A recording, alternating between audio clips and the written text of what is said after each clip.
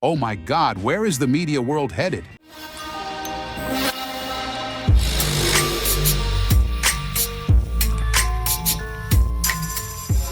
Today, we're diving into some crazy developments in the media world. If you're curious about what's going on behind the scenes in the entertainment and media industry, you're in the right place. Let's kick things off with the big headline. Ziff Davis just bought CNet from Red Ventures for around $100 million. Now, that might sound like a lot of money, but when you look at CNet's history, it's actually pretty shocking. CNet was once bought by CBS for a whopping $1.8 billion. Yup, billion with a B. Then, about 4 years ago, Red Ventures picked it up for $500 million. And now, it's going to Ziff Davis for just $100 million.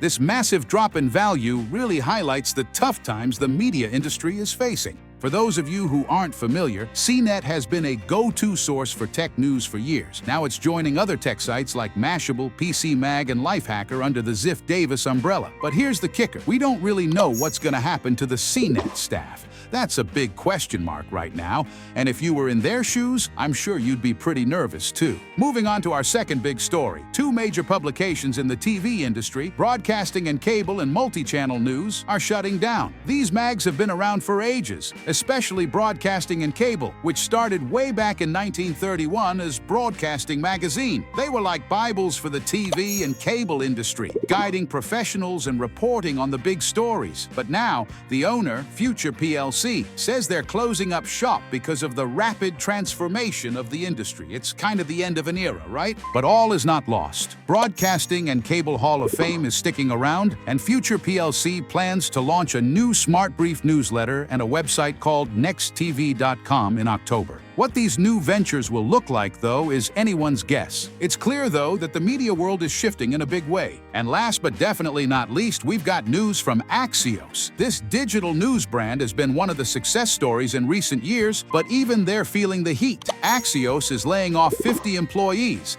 and the CEO, Jim Van de Heye, says it's because of the rapidly changing media landscape. They're still planning to hire in some growth areas, but these layoffs are a sign that big changes are on the horizon. They're especially concerned about the rise of AI-generated content and content aggregation, which is shaking up the industry. All this turbulence, from fire sales to shutdowns and layoffs, is happening against the backdrop of an advertising market that's really struggling. And with the cuts we've already seen earlier this year, it looks like the changes are far from over. So what do you think? How is the media world going to handle these massive shifts? Drop your thoughts in the comments. I'd love to hear what you all think. If you enjoyed this video, don't forget to hit that like button and subscribe to the channel for more updates like this. Thanks for watching, and I'll see you in the next one.